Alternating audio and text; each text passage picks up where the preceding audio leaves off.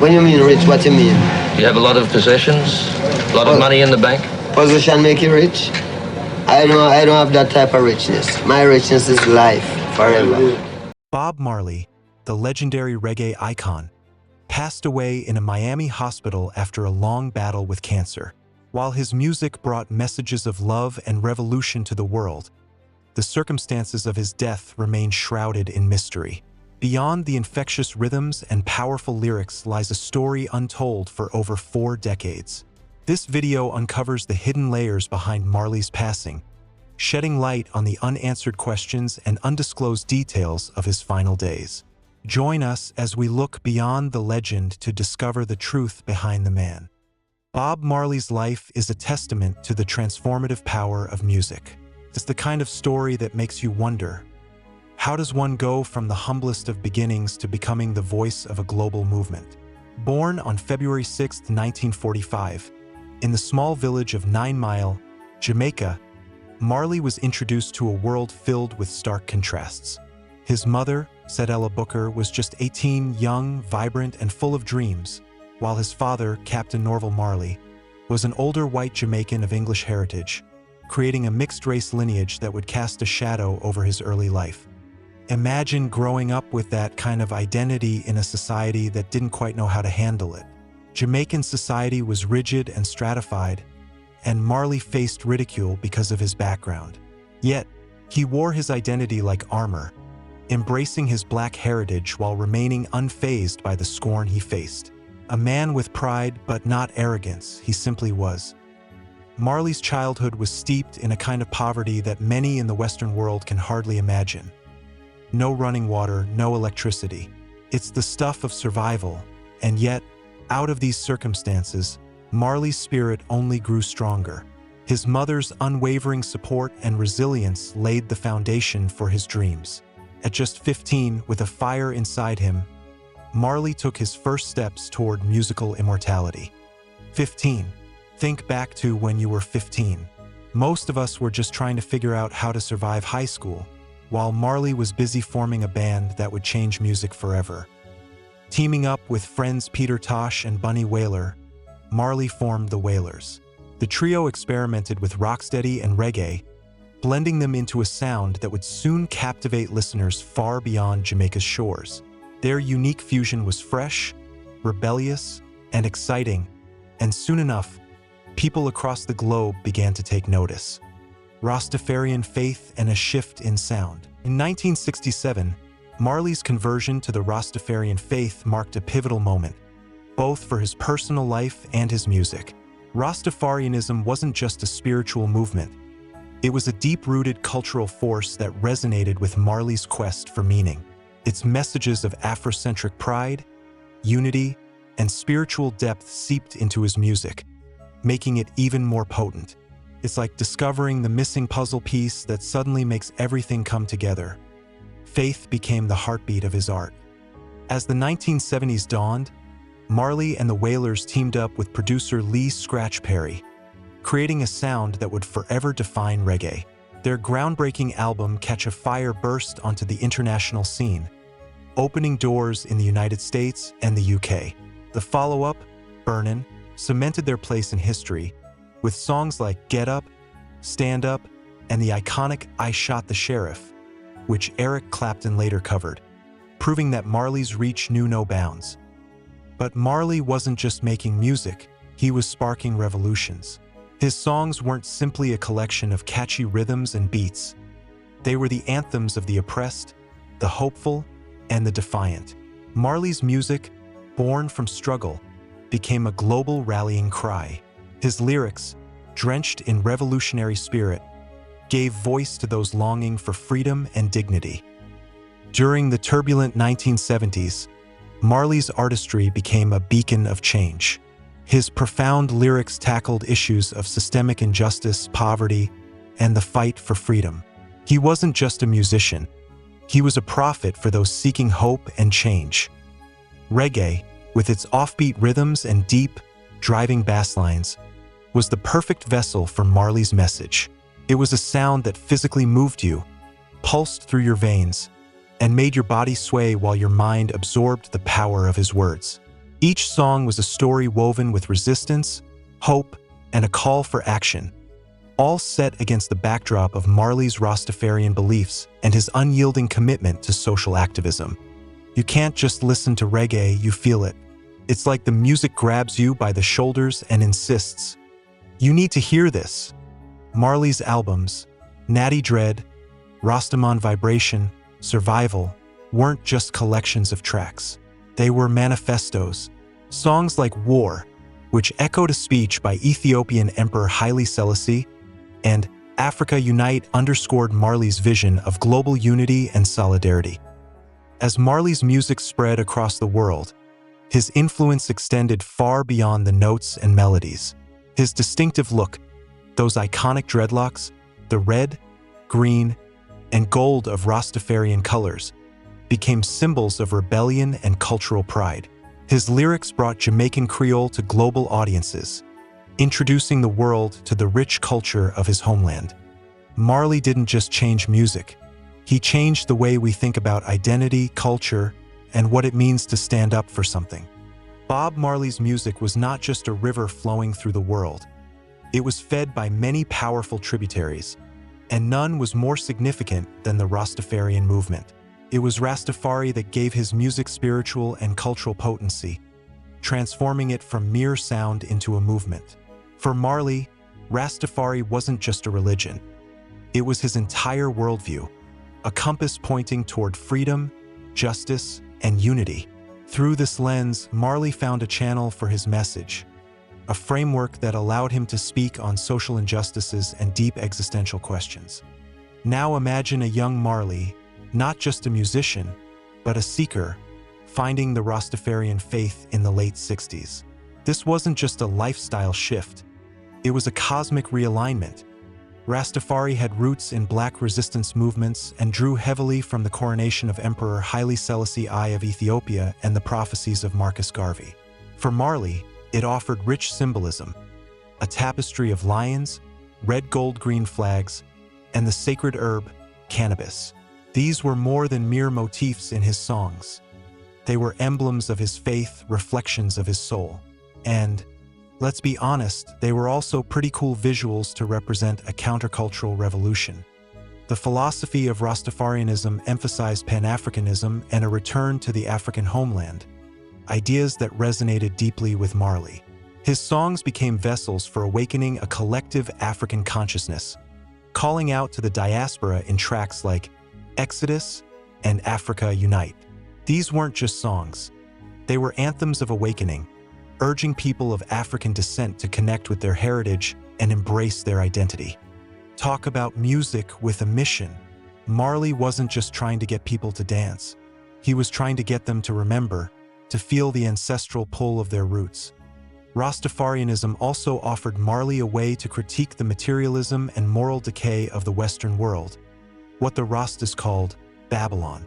The greed and corruption of modern society, its endless rat race, were themes that Marley took on headfirst in songs like Babylon System and Rat Race. Through his music, Marley wasn't just pointing fingers at a broken system. He was offering an alternative, a more natural, spiritual way of living. Triumph and tragedy. Marley's career was a blazing meteor of brilliance. By the late 1970s, he was at the top of his game, his voice becoming a global rallying cry for change. When Exodus dropped in 1977, it was more than just an album. It was a cultural phenomenon. Tracks like One Love and Jamming weren't just popular hits. They captured the collective spirit of the era. It's almost as if Marley was writing the soundtrack to revolution itself. And honestly, who else could get the whole world to dance while simultaneously inspiring them to rise up? The achievements piled up. Bob Marley and the Wailers weren't just a band. They were the very embodiment of reggae, pushing the genre into the global spotlight. His concerts became legendary, not just for their musical power, but for their social impact. Take the One Love Peace concert in 1978, where Marley brought two warring political leaders together on stage. Now, who else can claim they literally made peace with a guitar in hand? Marley's contributions didn't go unnoticed. He received the United Nations Peace Medal of the Third World in 1978, a recognition of his tireless efforts to promote peace and equality. His albums continued to soar, with Survival in 1979 and Uprising in 1980 cementing his legacy as a revolutionary artist. The melody and the malady. But even as Marley's star shone brighter, tragedy loomed. In 1977, Marley was diagnosed with acral lentiginous melanoma, an aggressive form of skin cancer. Here's the cruel twist of fate. While the world celebrated Marley's message of life and hope, his body was under siege by a silent killer. The cancer started innocuously with a lesion on his toe, discovered after a football injury, because of course Marley had a passion for football. The doctors recommended amputation to halt the spread, but Marley, ever the spiritual warrior, refused. To Marley, the body was sacred. Amputation wasn't just surgery, it was a violation of his spiritual beliefs. Marley's decision to refuse conventional treatment was controversial. Instead, he turned to alternative therapies, seeking holistic remedies that aligned with his Rastafarian principles. His choice sparked debate. Some saw it as a brave stand for his beliefs, others feared it might hasten his end. Against the grain, Marley's refusal to amputate was one of the most debated decisions of his life. Rooted in Rastafarian doctrine, the integrity of the body was inviolable. To Marley, cutting off a part of himself would have been a desecration, an act that went against everything he stood for. Instead, he sought out alternative treatments, including a controversial diet-based therapy in Germany under the care of Joseph Issels. It was a decision that baffled many. Could natural remedies and diet fight off a disease as relentless as cancer? Marley believed in his convictions, and that's the thing about Marley, his life was defined by faith, even when faced with the ultimate test. Despite the illness, Marley's commitment to his music never wavered. His final performances were filled with an even deeper intensity. Every song, every lyric seemed infused with the urgency of a man who knew his time was running out.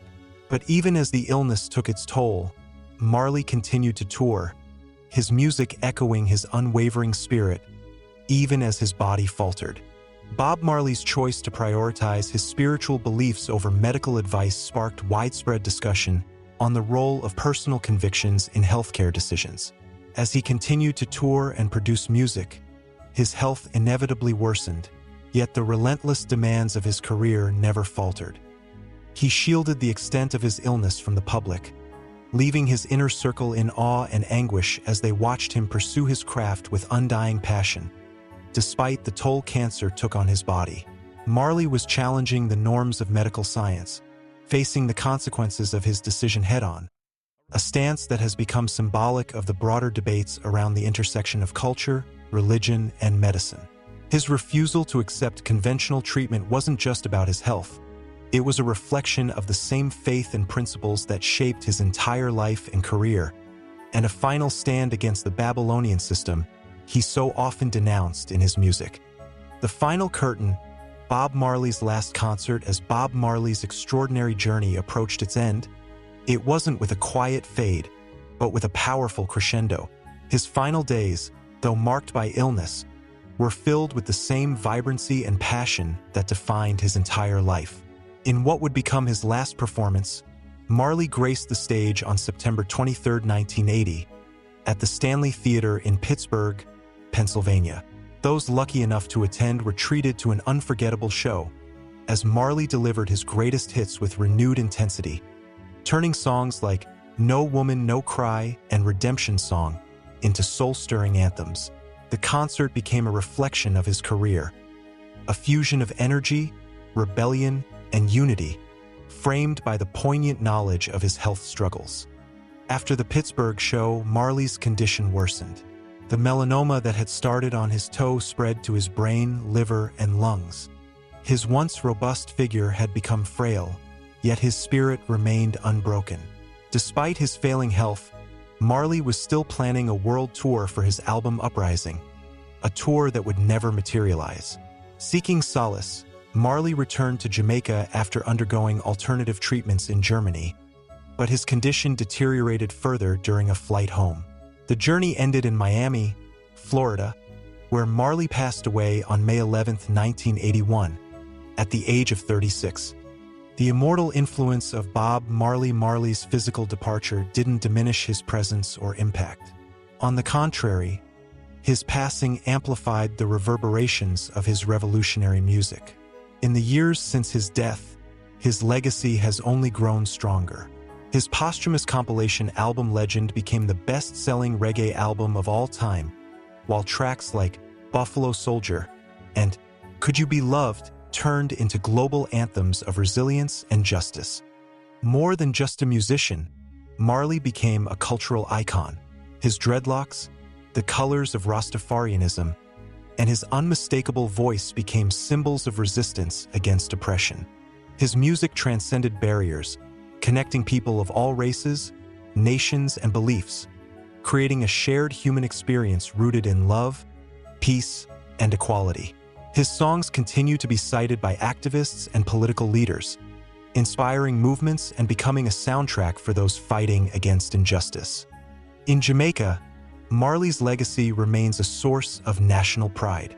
His birthday, February 6th, is celebrated worldwide as Bob Marley Day, and his home in Kingston is now a pilgrimage site for fans seeking to connect with the man whose music touched the world. The influence of his music even extends into social activism, with his commitment to justice and environmental stewardship inspiring global movements, especially in today's era of climate crises. The next generation, Marley's children and legacy. Bob Marley's legacy lives on not just in his music, but in his family. With 11 acknowledged children, the Marley family has carried the torch of his ideals into new fields of influence. Ziggy Marley, the eldest, has led the Melody Makers and earned Grammy Awards, continuing the tradition of socially conscious music. Stephen Marley has left his mark both as a performer and producer, keeping the reggae spirit alive while weaving in modern sounds for a new generation. The Marley daughters, like Cedella Marley, have made their own waves in music, fashion, and philanthropy, continuing to promote their father's message. Even Marley's entrepreneurial legacy thrives through ventures like Marley Coffee, founded by his son Rohan, which champions sustainable farming practices in Jamaica. Damian Marley, the youngest, has blended reggae with hip-hop, showing that the Marley name is not only enduring but evolving with the times. An immortal icon, Marley's message of one love still resonates, a reminder of the interconnectedness of all people and a call for unity, love, and resistance against hatred. His work continues to transcend the confines of music, influencing fashion, language, and even politics. His lyrics have inspired generations, and his life story stands as a testament to the power of music to challenge the status quo and spark change. In life and in death, Bob Marley remains an icon of peace, love, and social justice. His music continues to speak to hearts worldwide, reminding us that even though the man has passed, his legacy and spirit live on forever.